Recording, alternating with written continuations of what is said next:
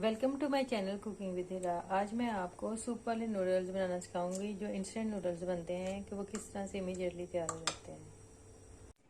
बिस्मिल्लाहिर्रहमानिर्रहीम। मैं instant noodles बना रही थी तो सोचा आपके साथ शेयर कर लूँ। सबसे पहले आपने जो मसाले वाला सैशे है वो इसमें ऐड कर देना है।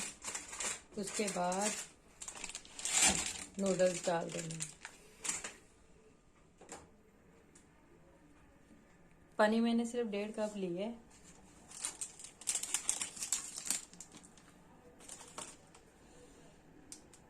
और अब आप इसको पकने दें।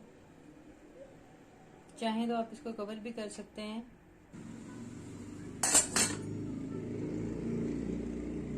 कवर हो जाए तो ये ज़रा जल्दी पक जाते हैं और इंस्टेंटली पक जाते हैं।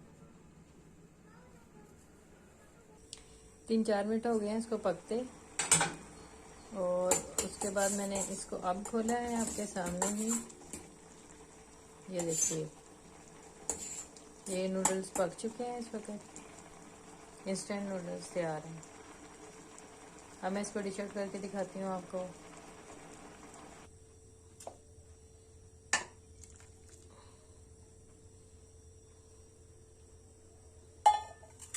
ये देखिए, सूपी नूडल्स तैयार हैं।